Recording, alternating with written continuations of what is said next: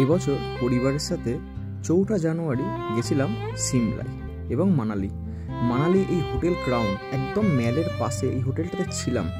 হোটেলের রুমগুলো এত পরিষ্কার এবং এত ওয়েল ডেকোরেটেড কি বলবো, এবং খুব সুন্দর, মানে জাস্ট 2 মিনিট হাঁটা পথ হলেই আপনি ম্যালে পৌঁছে যাবেন।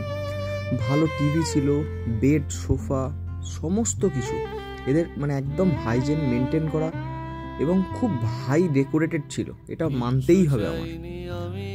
আমি এর থেকে ভালো হোটেলে থেকেছি না থাকিনি তা নয়, কিন্তু এদের যে টয়লেট মানে একটা বেশ নিট অ্যান্ড ক্লিন, একটা সফিস্টিকেশনের ব্যাপার এর মধ্যে ছিল।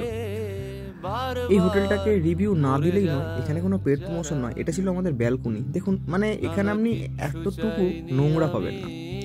এটা ছিল আমাদের মানে খাবার ঘর, এখানে আমরা বসে ডাইনিং হল ছিল, এটা খেতাম এবং খাওয়ার পরিবেশটাও এত সুন্দর। দেখুন প্রত্যেকটা জায়গাগুলো কি সুন্দর প্লাস্টিকে মোড়া আছে, খাবার পরে ওটা তুলে দেয় ওরা আবার নতুন করে পাতে। এখানে ছিল গরম বুফে সিস্টেমের খাবার। এটা ছিল করিডোরের যে আমাদের যে রিসেপশনটা খুব সুন্দর, এবং হোটেলটা খুব নির্ঝঞ্ঝাট হোটেল ছিল। এটা ছিল আমাদের কুলুর হোটেল।